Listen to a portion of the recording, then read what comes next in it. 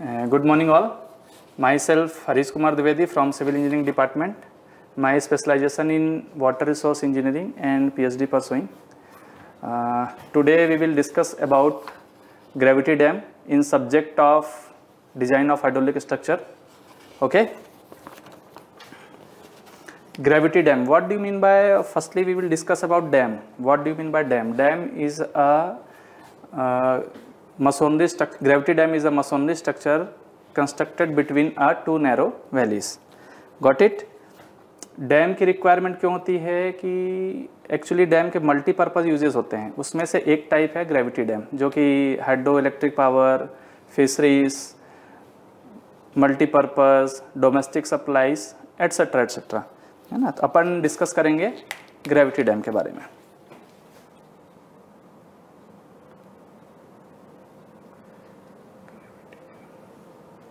ठीक है. इन gravity dam first of very important topic is the forces acting on gravity dam. ठीक. There are classified in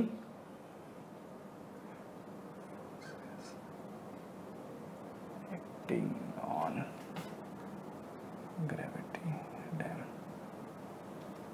These are the classified in three types: major, medium and minor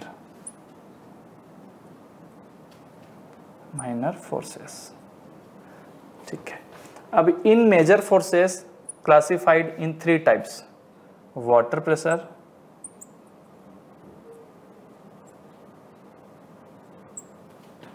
self weight of dam,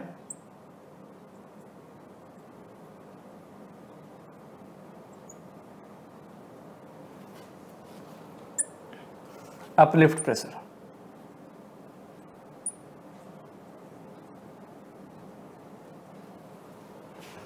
Then medium forces, pressure due to earthquake.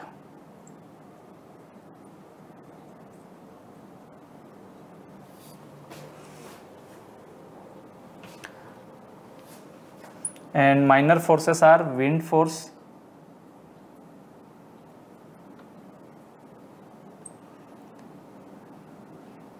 ice pressure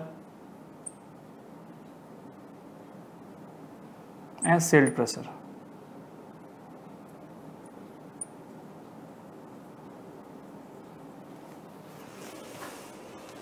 These seven are the, and one of another is the also consider the wave pressure. These all 8 forces consider into forces acting on the gravity dam. ये 3 force 8 type के forces हैं जो कि gravity dam में act करते हैं. First, जिसमें से हमने सब कैटेगराइज किया तीनों को, मेजर, मीडियम और माइनर. तो मेजर में सबसे इंपॉर्टेंट है first number water pressure, another one self weight of dam, dam का खुद का weight. Third one is the uplift pressure. Fourth one is the pressure due to earthquake. 5 number wind pressure. 6 ice pressure. 7 number silt pressure and finally last wave pressure. ठीक है. अब अपन इसको with diagram discuss करते हैं कैसे.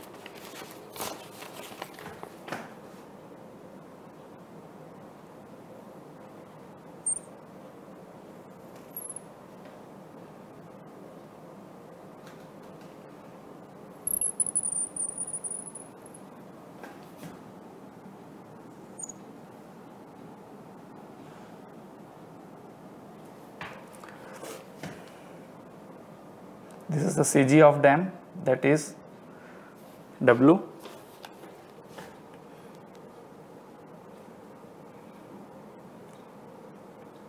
This is the upstream side and this is the downstream side.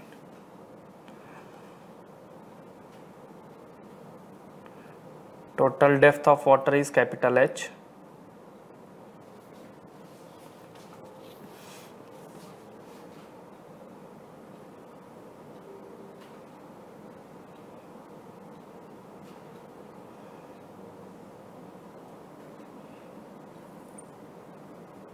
This is the water pressure.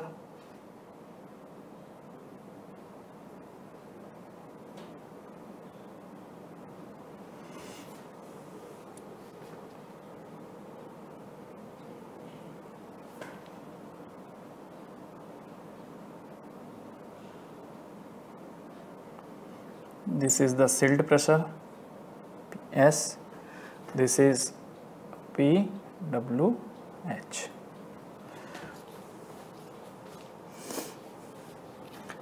Body of dam.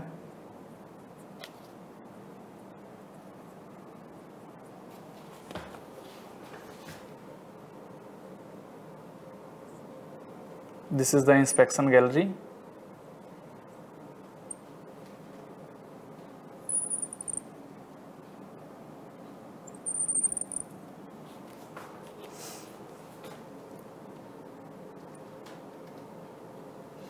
Small w h.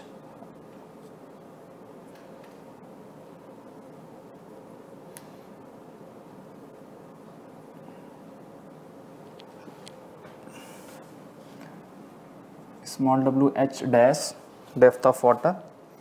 This is the uplift pressure diagram.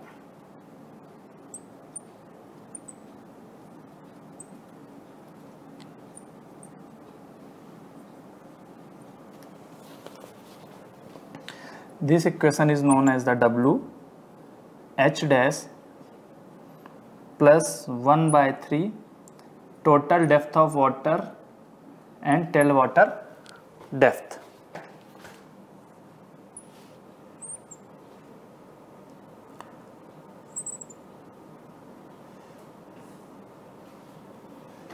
This is the tailwater pressure diagram.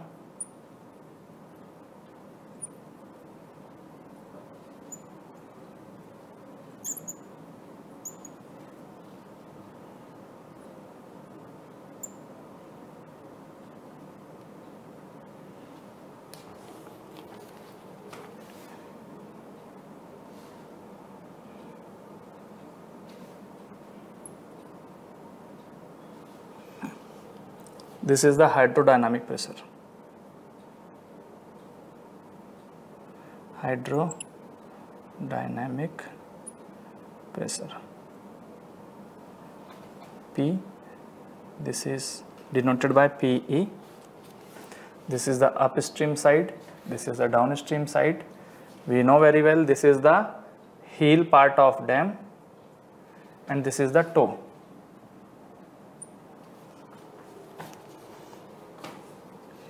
A, B, C, D, E, etc. This is the catchment area of dam, water pressure.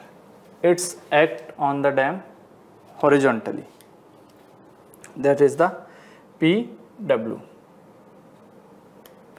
PW.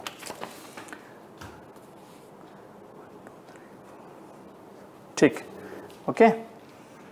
Similarly water pressure के साथ साथ ऊपर से wind pressure भी act करेगा।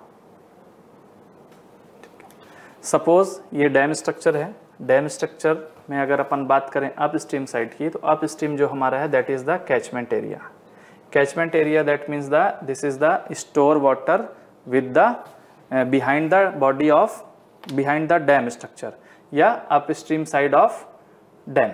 अब यहाँ पर जब किसी भी ट्रिब्यूटरी से या स्मॉल रिवर पानी इकट्ठा होके आएगा, पूरे कैचमेंट में वाटर एक्ट करेगा, और अगर यहाँ पर कोई सॉलिड स्ट्रक्चर है तो वाटर जब कंटिन्यू फ्लो होके आएगा तो यहाँ पर कुछ प्रेशर एक्ट करेगा। कहाँ पर? डैम की बॉडी पे। तो उसको हम बोलते हैं water pressure. Another force is also discuss self body of dam also because gravity dam is a masonry structure. We know very well this is the masonry structure, that means it's a purely concrete structure. So density of concrete is high, तो self weight of dam भी एक important force है जो कि gravity dam में act करेगा, जिसको कि हम कंसीडर करते हैं due to construction of design. Third one is the uplift pressure. This is the uplift pressure. Uplift pressure इसको हम डिनोट करते हैं कैपिटल यू से। जब हम डैम कंस्ट्रक्ट करते हैं तो डैम में फाउंडेशन लेवल से जब इतना huge amount of mass concrete जब यूज़ करते हैं तो उस पर कुछ ना कुछ इरोजन होने के कारण या वाइब्रेशंस होने के कारण एक अपलिफ्ट प्रेशर भी कंटिन्यू अपलिफ्ट करेगा, जिसको हम बोलते हैं capital U। And this is the CG of dam, capital W, to act in the downward. Then this is the water pressure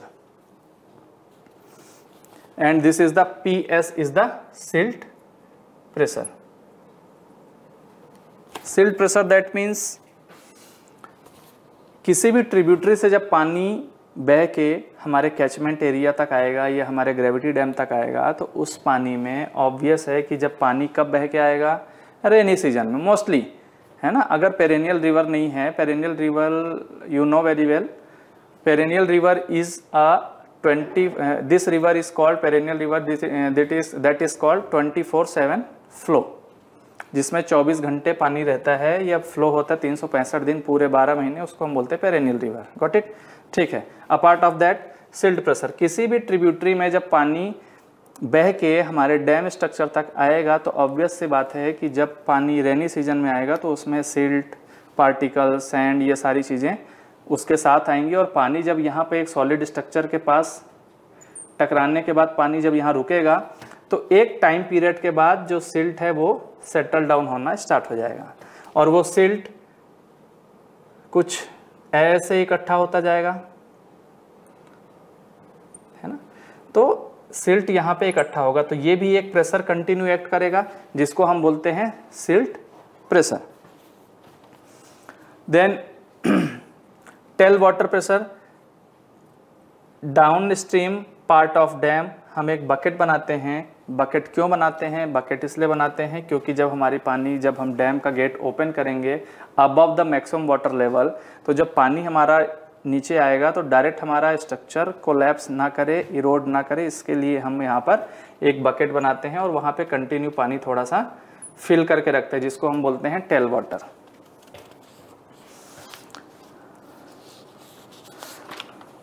ठीक है।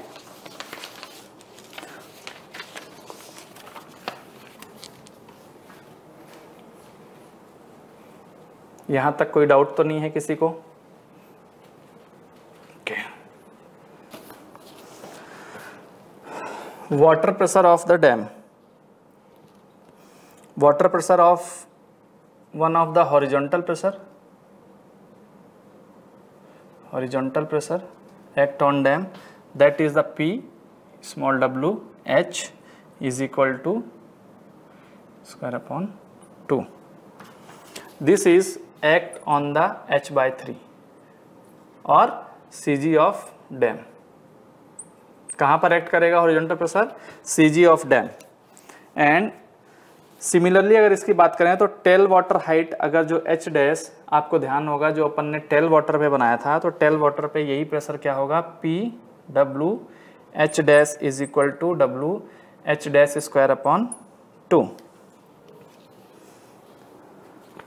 Average location of the weight of the object or dam is called the center of gravity of dam. Similarly vertical pressure, ये हो गई horizontal pressure की बात, और similarly अगर vertical pressure की बात करें तो PW V dash is equal to weight of water content about column F E dash F dash, जो डायग्राम में मैंने बनाया था F dash E dash। ठीक। देन अब बात करेंगे wait of dam.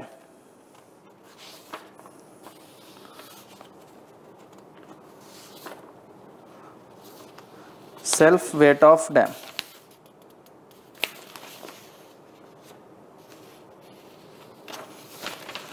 self weight of dam is the sum of weight W, W1 plus W2 plus W3।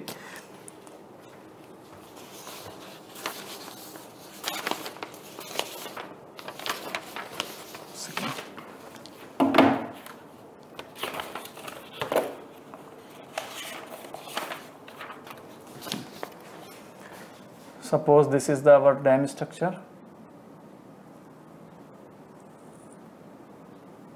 W1, W2 and W3. All sum of the is considered the self weight of dam. Similarly next अगर बात करें silt pressure की, how to find out silt pressure? Silt pressure we find out this with help of this equation. मैं भी एक second बता रहा हूँ.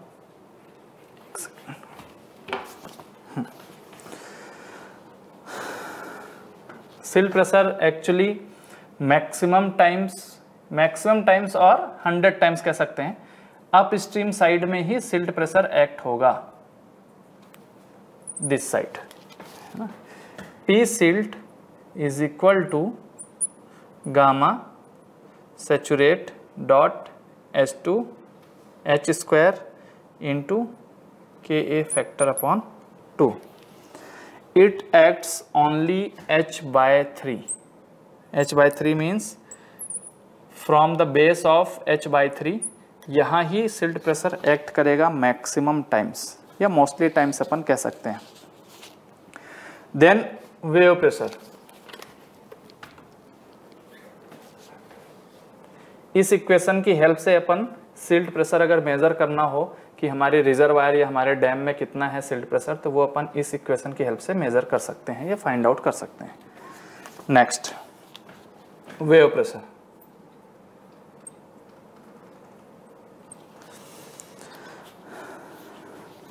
It's generated on the surface of the reservoir by the blowing winds which cause pressure towards the downward side. अगर हमारे dam में up stream side of dam catchment में पानी भरा हुआ है तो यहाँ डाउन स्ट्रीम साइड या विंड प्रेशर जो भी एक्ट होगा, तो इसके दो इक्वेशंस है. P pressure depends on the wave height. Wave height that means H by 3. तो HW 0.032 under root V vertical force plus 0.763 minus 0.271 F की पावर 3/4. अगर विंड प्रेशर की ही बात करें तो एक अनदर इसमें टेक्निकल टर्म होता है fetch. What do mean by fetch? Fetch means the suppose this is the dam, this is the our catchment area. पानी जब यहाँ फ्लो होके आएगा तो जब सॉलिड स्ट्रक्चर में जब पानी यहाँ पे टकराएगा हॉरिजॉन्टल प्रेशर, तो यहाँ से जो वेव्स डेवलप होंगी और जो वेव्स जहाँ तक जाएंगी इनको हम बोलते हैं फेच. इसकी दो कंडीशंस होती है, एक लेस देन 32 किलोमीटर और एक होती है ग्रेटर देन 32 किलोमीटर. दो इक्वेशंस के माध्यम के थ्रू हम फाइंड आउट करते हैं फेच हमारा कितना है. इसमें दो कंडीशंस होती है, एक या तो 32 किलोमीटर से कम अगर वेव्स डेवलप हो रही है उसका अलग फार्मूला यूज करते हैं, और अगर 32 किलोमीटर से ज़्यादा वेव्स डेवलप हो रही हैं तो उस केस में हम दूसरा फार्मूला यूज करते हैं.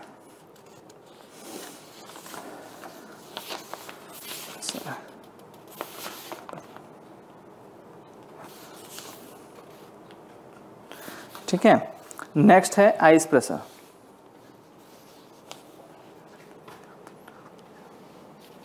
आइस प्रेशर टेक्निकली और मतलब अगर इन इंडिया अगर बात करें तो अपन कंसीडर करते हैं, बट इसका जो यूज़ है आइस प्रेशर वो ज़्यादा इम्पोर्टेंट फैक्टर करता है अनदर कंट्रीज़ में या फॉरेन कंट्रीज़ में, जहाँ पर आइसबर्ग और ये सारी चीज़ें ज़्यादा होती हैं. वहाँ पर हम आइस प्रेशर को इम्पोर्टेंटली कंसीडर करके और फाइंड आउट करते हैं और उसके हिसाब से डैम डिज़ाइन करते हैं.